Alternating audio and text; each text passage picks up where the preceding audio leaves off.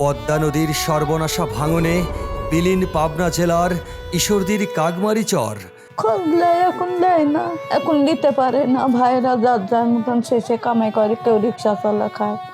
ওইসব কথা আমার করতে মন যায় না কারো কাছে।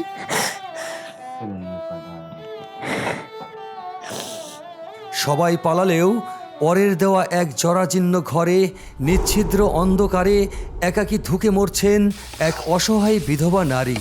নিজের বলতে এক চিলতে জমি নেই, বেঁচে থাকার সম্বল বলতে আজ শুধু দু চোখের নোনা জল। নিঃসঙ্গতার এই করুণ গল্প শুনতে সাথে থাকুন। আমি তৌফিক রানা নিয়ে যাচ্ছি হৃদয় বিদারক সেই বাস্তবতায়। প্রিয় দর্শক, আমরা ছোট্ট একটি দেখতে পাচ্ছেন যে একটি নৌকাতে করে, খুবই ছোট না, বেশ খানিকটা বড় রয়েছে। সাথে আমাদের রুবেল মামা এবং ভাস থেকে সাথে নিয়ে আমরা যাচ্ছি কাগেমারির চর আর কি। এটা হচ্ছে আপনার পাবনা জেলার মাঝদিয়া গ্রামের মধ্যেই পড়ে আর কি। আমরা নৌকাতে উঠছি, এখানকার মানুষদের জীবন কাহিনী আমরা আজকে জানবো এবং পিছনের যে অজানা রহস্যগুলো আছে আমরা তুলে ধরার চেষ্টা করব। সঙ্গেই থাকবেন।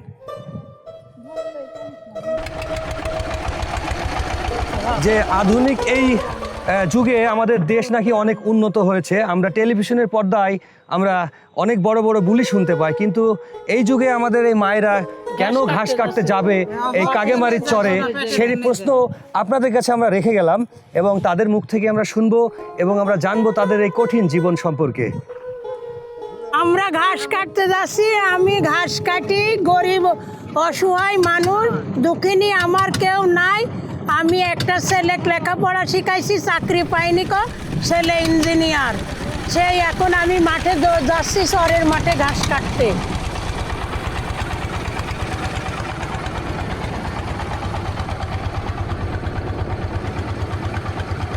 কষ্ট করে ছেলেকে ইঞ্জিনিয়ার বানিয়েও মিলল না চাকরি।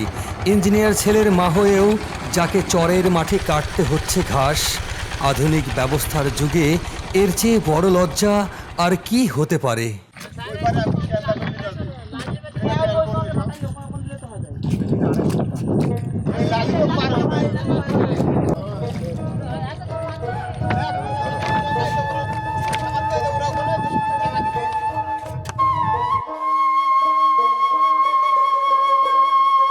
নৌকা থেকে নেমে মামার কাছ থেকে জানতে পারলাম প্রায় 1 কিলোমিটার পথ আমাদের পায়ে হেঁটে যেতে হবে। প্রিয় দর্শক, আমরা এই কাগমারি চরের গ্রামে না পৌঁছাতেই আরও একটি বিশাল আপনার বিস্তীর্ণ ভূমি রয়েছে, দেখতে পাচ্ছেন আমার ডান হাতে। এগুলো কিন্তু সবই আবাদি জমি, বর্ষার কারণে সব কিছু ডুবে গেছে। আর এখানে অসংখ্য কিন্তু মহিষের পাল রয়েছে, যারা আমাদের দিকে কিন্তু রাগান্বিত চোখে তাকিয়ে আছে এবং এই যে দেখেন দৌড়াচ্ছে একজন আবার।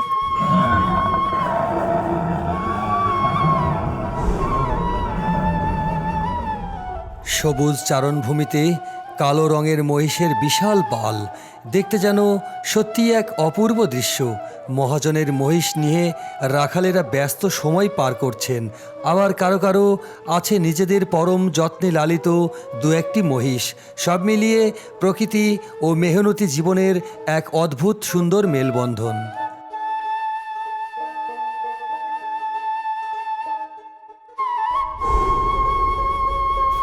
আমি ধরুন আমার ঘরে নাই, এখন ধরুন যখন মিলনের থাক রাখেন একটু, এখন এই সারাদিন একটু থাক।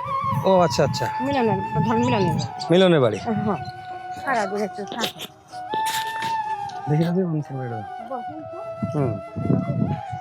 প্রিয় দর্শক, দেখতে পাচ্ছেন যে এখানে খুব বেশি বাড়ি ঘরদোর নাই, তবে এই যে বাড়ি ঘরদোরের অবস্থা, এখানে একজন ভদ্র মহিলা রয়েছেন আর ওখানে কাজ করছেন। কাজ শেষে ওনারা চলে যাবেন। অবশ্যই খুব কাছেই কিন্তু নদীর পানি চলে এসেছে, এগুলো ভাঙতে ভাঙতে শেষ অবস্থা প্রায়। আর এই কারণে এখানে আর বসবাস তেমন করেন না। আগে অনেক শত শত বাড়ি ঘরদোর ছিল, এখন এই পরিস্থিতি বাড়ির। এদিকে আর এই যে দেখা যাচ্ছে যে এই দেখেন আমাদের এক আঙ্কেল রয়েছেন, কাজ করছেন। এখানে কি করছেন আপনারা? কাজ করছি। আচ্ছা আচ্ছা। তারপরে এই যে আমাদের এক খালামণি রয়েছে, উনিও কাজ করছেন। আপনারা কি তাহলে এখানে এখনো আছেন, তাই তো? এখনো আছে, ও আচ্ছা আচ্ছা তবে থাকা যাবে না, থাকবো না, আচ্ছা আচ্ছা। কারণ নদীর ভাব ভালো। জি জি।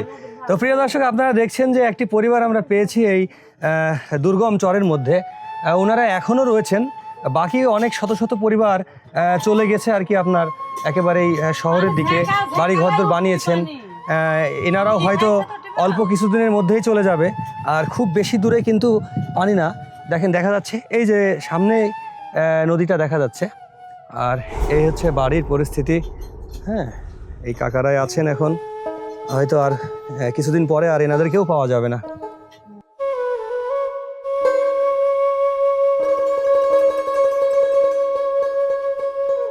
এখানে এসে আমাদের একদিন চলে যেতে হয়েছিল, এখানে এসে আমরা ডুবিনি, তবে চলে যাই গত বছর ভাসি গেছিল, আমরা চলে যাই। তাছাড়া বড় দুর্যোগ আসে নাই, এই ডুবে গেছে আমারে যে হয়তো ভাসি যায় সব বাড়িতেও পানি উঠে যায়। গত বছরও বাড়িতেও পানি উঠে গেছে। বিদ্যুৎ কারেন্টের ব্যবস্থা, বিদ্যুৎ কারেন্টে সব আমাদের নাই, আমাদের সব কোনো নাই এই চরের ভিতর। সরকারিভাবে আপনারা কোনো সহযোগিতা পান কিনা? ওই সব পাইনি বাপুরে, আমারে বইলি কি হবে, সরকারি কোনো দিকে আমারে লক্ষ্যই নাই। তোমরা ভিডিও করলি যাচ্ছে আমরা বাপুরে আমাদের চেয়ারম্যানকে তাও চিনিনি, যাও দরকার হয় না, যখন ভোট টোট আসে তখন উনিরা আসে, এই তাই দুই কথা হয়। আর যাইও নি, যা ঘুরি দিবে উনাতে ঘুরি কি হবে। একটু ভোটের সময় খোঁজ নেই, তারপর আর না না, আর কোনো খবর খোঁজ নেই না। আমাদের কাকা এবং কাকি বললেন তাদের অনেক দুঃখ কষ্টের কথা। যেমনটি দেখেন, মানে এই দুর্গম চরে ওনারা যে বসবাস করেন, এখানে বিদ্যুতের কোনো ব্যবস্থা নাই এবং ওনারা অন্য চরে থাকতেন এবং সেই চর ভাঙার কারণেই আবার এই চরে আশ্রয় নিয়েছেন, বাড়ি করেছেন এবং এটাও ভেঙে যাচ্ছে, এখানেও আর থাকতে পারবেন না। অবশ্যই উনি একটু শহরের দিকে যাওয়ার চেষ্টা করছেন আর কি, আল্লাহ যদি করে হয়তো আগামীতে উনি চলে যাবেন এখান থেকে সবার মতোই আর কি। কিন্তু একটি বিষয় আমাদের খুবই খারাপ লাগলো যে এই দুর্গম চরে ওনারা কিন্তু সরকারিভাবে কোনোদিনই সহযোগিতা পাননি এবং নির্বাচনে আসলে নাকি নেতারা ওনাদের কাছে আসেন এবং ভোট হওয়ার পরেই আর তাদের নাকি কোনোদিন দেখা পাওয়া যায় না। কেন দেখা পাওয়া যায় না সে বিষয়টা আপনাদের কাছে প্রশ্ন রেখে গেলাম আমরা।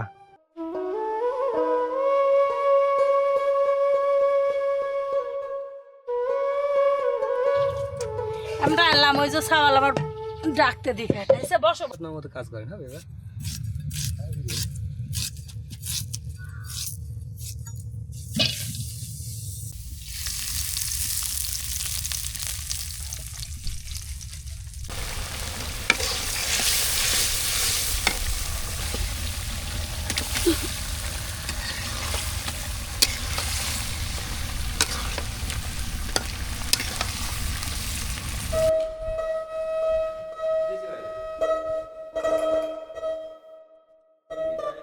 বুঝছেন, আমার কোনো কিছুই নাই, জায়গা জমি নাই, ঘর বাড়ি নাই, আমরা নদী ভাঙা লোক, বুঝছেন।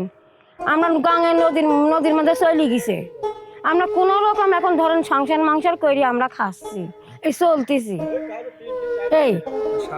আর স্বামীর ধরেন যে অসুখ, টানের ব্যারাম অসুখ, স্বামীটা আমরা কোনো রকম এই যাতা মাতা করি এখন চলাই সংসারটা, তাই আমরা এখন ধরেন খাওয়া দাওয়া করি না। খোঁজ খবর মেম্বার চেয়ারম্যান ধরেন তো আমার খোঁজ খবর লাই না, কিছু আমরা সাহায্যও পাইনি।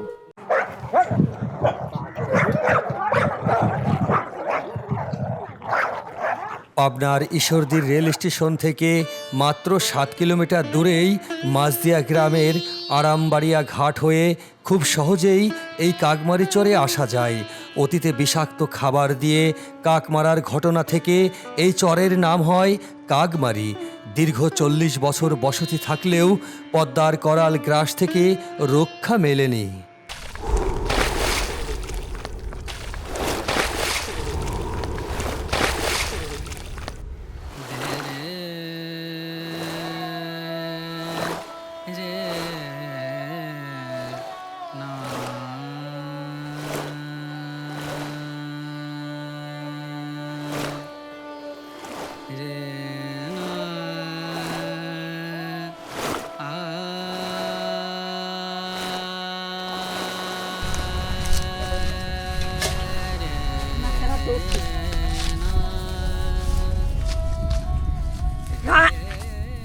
কিছু করবে না, এই গরু ডাক্তার আসলে ভয় না, ডাক্তারে তুইখানা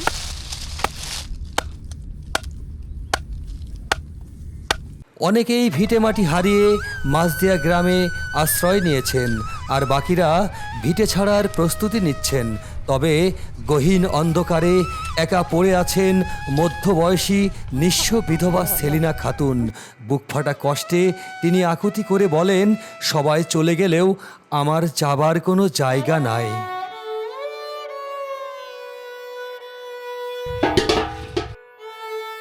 দেখতে পাচ্ছেন যে এই দুর্গম চরে যে একটি ভাঙাচোরা টিনের ঘরে আমি ঢুকলাম। এখানে আমাদের এক আপা বসবাস করেন, সেলিনা খাতুন। উনি কিন্তু খুবই হতভাগিনী। ওনার কিন্তু ছেলে সন্তান থেকেও নাই আর কি। স্বামী কবে ছেড়ে গেছে তাও আমরা জানি না। তিনি এই ছোট্ট জরাজীর্ণ কুঠিরেই কিন্তু বসবাস করেন। আপনারা দেখতে পাচ্ছেন যে এখানে বিদ্যুতের কোনো ব্যবস্থা নাই। এই ল্যাম্প জ্বালিয়ে হয়তো রাত্রে থাকেন উনি। আর ওনার মুখ থেকেই আমরা কিছু কথা শুনে নিব। আমার স্বামী ট্রেনে কাটি মরে গেছে, মানে এখন যে আগে কেন সে মাটার কাজ করতেছিল। ওইসব কথা আমার করতে মন যায় না কারো কাছে।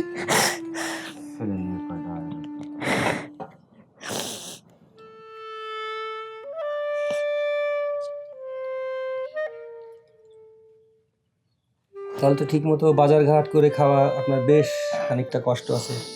ওই পা যেতে হবে, লাইয়ের ব্যাপার, সময় বাজার করি সময় বাজার করি না, সময় খাই সময় খাই না। জ্বরের ব্যাপার বুঝেন না আপনারা, না কেউ খোঁজ নেয়নি, খোঁজ কেউ নেয়নি। তারা ধরেন ভোট মোট লাই লিয়া ভুলে যায়, ভোট লিয়ার সময় দেন এই করবো ওই করবো, কিছুই দেয় না। ভোট পাওয়া গেলে ভুলে যায় তাদেরা, খোঁজ নেয় এখন দেয় না, এখন দিতে পারে না। ভাইয়েরা যার যার মতন শেষে কামাই করে, কেউ রিক্সা চলা খায়, কেউ ভ্যান চলা খায়। আমার মতন ধরেন গরিব তারাও, আমার কি খোঁজ নিতে পারে? তারে বউ আছে, ছেলে আছে, তাদের মতন সংসার ধরেন অন্যরকম। প্রিয় দর্শক, উনি সকালবেলায় খেয়েছেন কি না খেয়েছেন আমরা জানি না। তবে আমরা দেখতে পাচ্ছি এখানে একটি পান্তা ভাতের বাটি। হয়তো কোনো সময় পান্তা ভাত খান কাঁচা লঙ্কা দিয়ে। আবার এখানে দেখছি আমরা রান্না করা রয়েছে আপনার সাদা ভাত, শুধুমাত্র ভাত এখানে দেখতে পাচ্ছি। আর আমরা ওনার সাথে শুনেছিলাম তরকারি আপনার দুপুরে দেখেন তরকারির কি অবস্থা। এই যে দেখেন সামান্য ছোটোখাটো মাছ আলু দিয়ে একটি ভাঙা কড়াইয়ে রয়েছে। এখানেই তিনি জীবনযাপন করছেন বহু কষ্ট করে। কেউ দেখার নাই, কেউ খোঁজ খবর নেওয়ারও লোক নাই। 5 ভাই এবং বোনেরা রয়েছেন, তাদের সংসার নিয়ে তারা ব্যস্ত রয়েছেন। কেনই বা বোনের খবর নেবেন?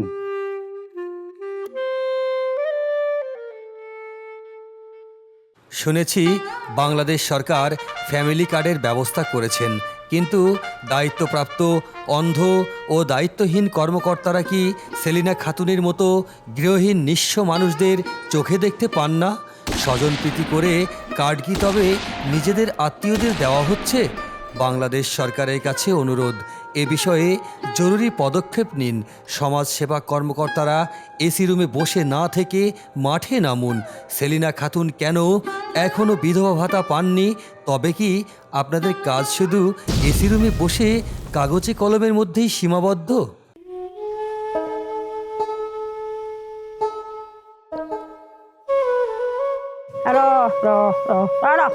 এখানে থাকবি, আমি ওই খুঁজে বেড়াচ্ছি জারি রেলি। সামনে যা সামনে যা সামনে যা সামনে যা, এই সামনে ঘুরি ঘুরি ঘুরি ঘুরি। গাঙের মধ্যে আর পুয়াটুক নেই, নাই বাড়ি নাই জমি নাই ঘর বাড়ি, কত যে কষ্ট করছি।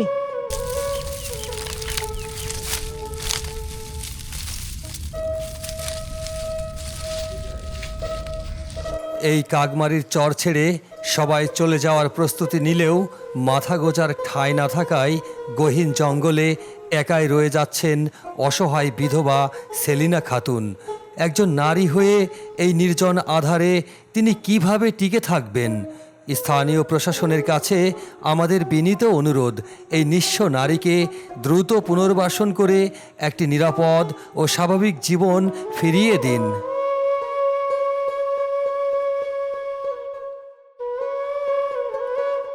সেলিনা আপার এই জরাজীর্ণ রান্নাঘর, এই রান্নাঘরেই উনি রান্নাবান্না করে খান।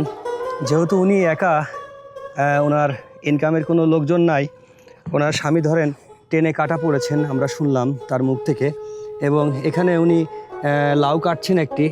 দুপুরের তরকারি বা রাতের তরকারির জন্য এই লাউই ওনার সম্বল। এটি নাকি আমরা শুনলাম এই পাশের বাড়ির একজন ওনাকে দিয়েছেন। টাকা নাই, পয়সা নাই, ইনকাম নাই, কি করে উনি বাজার করে খাবেন? কেই বা ভাববেন ওনাকে নিয়ে? ভাবার কেউ নাই প্রিয় দর্শক। এই দুপুরবেলা এক তরকারি ভাত, এবং এটা দিয়ে আবার রাত্রে চলবে, এবং রাত্রে হয়তো পানি ঢেলে রাখবেন, এবং সকালবেলায় কাঁচা মরিচ দিয়ে হয়তো উনি পান্তা ভাত খেয়ে দুটো গরু এবং ছাগল নিয়ে এই মাঠে রওনা দেবেন, এগুলো চড়ানোর উদ্দেশ্যে আর কি। এটি ওনার শেষ সম্বল আর কি।